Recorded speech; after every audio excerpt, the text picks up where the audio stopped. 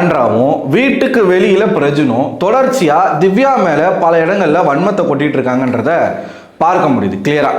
இப்போ உள்ளே இருக்கக்கூடிய சாண்ட்ரா வந்து வன்மத்தை கொட்டுறாங்கன்னா அது வேற கதை. வெளியில் போன அவர் வந்து அவருடைய லைவாக இருக்கட்டும், இன்டர்வியூஸாக இருக்கட்டும், அதில் எல்லாத்துலேயுமே திவ்யா ஒரு மாதிரி நெகட்டிவாகவே வேணும்னே போர்ட்ரே பண்ணுற மாதிரி எனக்கு தோணுது. எங்கெல்லாம் சொல்கிறேன் அப்படின்னு பார்த்தீங்கன்னா, இப்போ இந்த வீட்டுக்குள்ளே காலையில் ஒரு 3வது ப்ரோமோ ஒன்று போட்டிருப்பாங்க. அதை பார்த்தீங்கன்னா சாண்ட்ரா வந்து திவ்யாவை பற்றி பேசிகிட்டு இருப்பாங்க.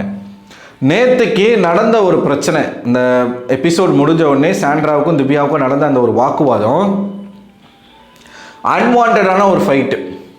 இப்போ ஒருத்தவங்களுக்கு பீரியட்ஸ் இருக்குது அப்படின்னா அவங்களுக்கு பீரியட்ஸ் இருக்குன்னு எல்லாருக்கும் தெரியாது, அன்லஸ் அன்டில் அவங்க சொல்கிற வரைக்கும். ஓகேவா? நீங்கள் பார்வதி கிட்ட மட்டும்தான் சொல்கிறீங்க, வேறு யாருக்கும் அது தெரில.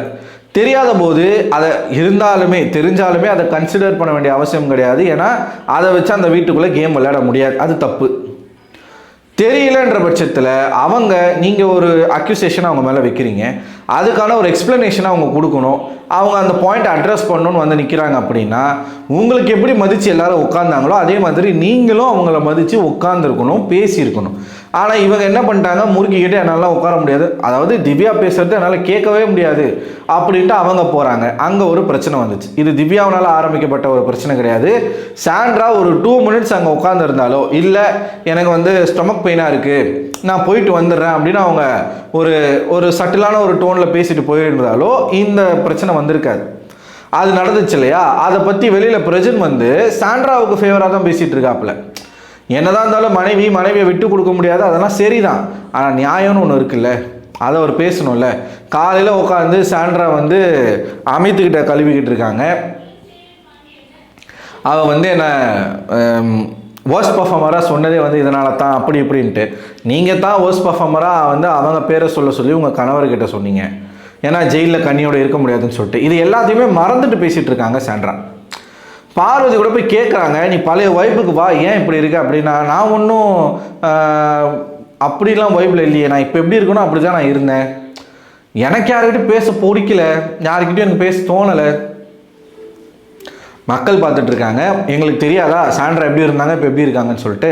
ஸோ அவங்களுக்கு முழுக்க வந்து வன்மம் வந்து கூடி போச்சு. ஓகேவா? பல இடங்களில் திவ்யாவை வந்து கார்னர் பண்ணி அவங்க ஒரு விஷயம் பண்ணுறாங்க. ஆனால் இன்றைக்கான நாமினேஷனில் கிளவராக ஒரு மூவ் பண்ணாங்க. திவ்யாவை நாமினேட் பண்ணல, பட் திவ்யா வந்து சாண்ட்ராவை நாமினேட் பண்ணாங்க. பட் ரீசன் வேறு. சரியா?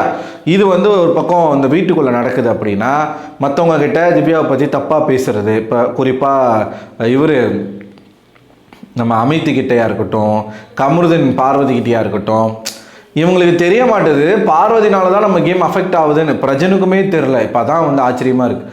வெளியில் வெளியில் போய் பார்த்துருக்காரு, பார்த்தா அவருக்கே தெரில யாருனால கேம் அஃபெக்ட் ஆகுதுன்னு. அவர் ஒரு அந்த லைவில் என்ன சொல்லிட்டு இருக்காரு, திவ்யா வந்து என்னை யூஸ் பண்ணிட்டாங்களோ, இப்போ சாண்ட்ரா அந்த வீட்டுக்குள்ளே என்ன சொன்னாங்களோ அதே பாயிண்ட்டை தான் பிரஜனும் சொல்கிறாப்புல.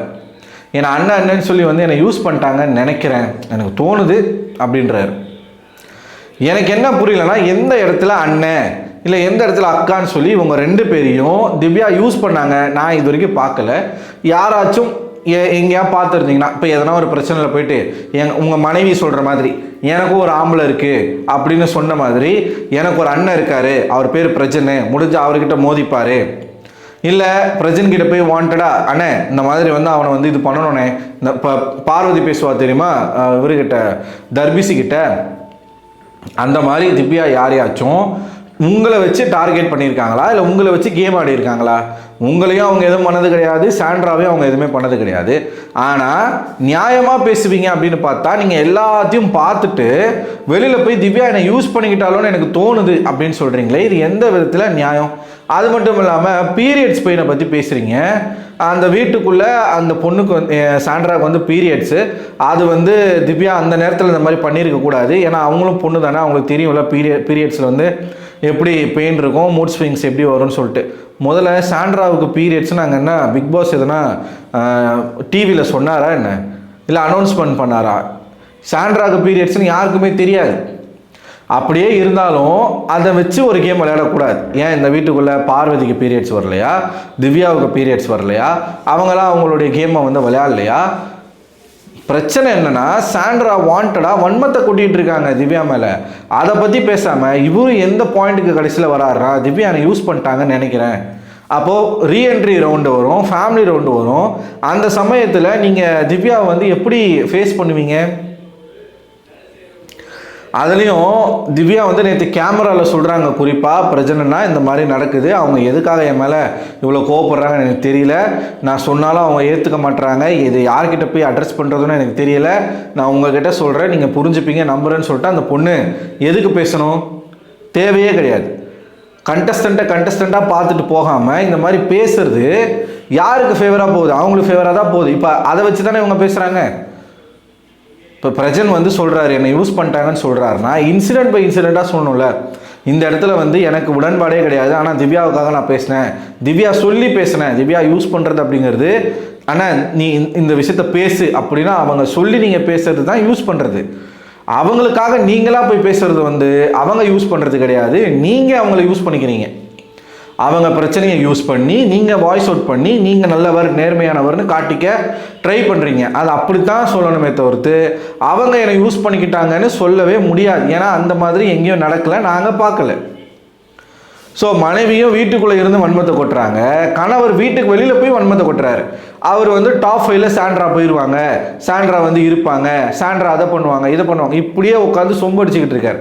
கட்டின பொண்டாட்டிக்கு தான் யாராக இருந்தாலும் சொம்படிப்பாங்க, ஆனால் கரெக்டாக பேசணும்ல.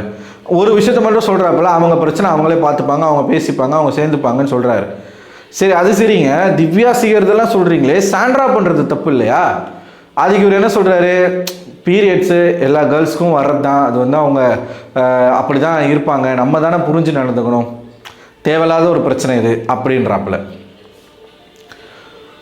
ஸோ கப்புள் கேம் வீட்டுக்குள்ளே இருக்கும்போது மட்டும் இவங்க ஆடலை, வீட்டுக்கு வெளியில் போய் இவங்க கப்புள் கேம் தான் ஆடிக்கிட்டு இருக்காங்க. மனைவி ஒரு பக்கம் ஒப்பாரி வச்சுக்கிட்டு இருக்கு, கணவர் ஒரு பக்கம் குற்றச்சாட்டுகள் மேலே குற்றச்சாட்டாக வச்சுக்கிட்டு இருக்காப்புல. ஸோ எப்படி இருந்தாலும் மக்கள் பார்த்துட்டு இருக்காங்க, மக்கள் எடுக்கிற முடிவு தான் இறுதியான முடிவு. நான் பார்த்த வரைக்கும் எந்த இடத்துலையும் திவ்யா வந்து சாண்ட்ராவை யூஸ் பண்ணி கேம் விளையாண்ட மாதிரியோ நான் பார்க்கல. நீங்கள் அந்த மாதிரி ஏதாச்சும் பார்த்துருந்தீங்க அப்படின்னா என்ன கேட்டால், இவங்க 2 பேரும் தான் திவ்யாவை யூஸ் பண்ணிக்கிட்டாங்க அந்த பால் மேட்டரில், எஃப்ஜேவுடைய கேப்டன்சி அன்னைக்கு. ஸோ நீங்கள் என்ன நினைக்கிறீங்க மக்களே? உங்களோட கருத்துக்களை மறக்காமல் கமெண்ட் பாக்ஸில் கமெண்ட் பண்ணுங்கள். அடுத்த ஒரு வீடியோவில் உங்களை சந்திக்கிறேன். அதுவரை உங்களிடம் வந்து விடைபெறுவது நான் அரவிந்தன்.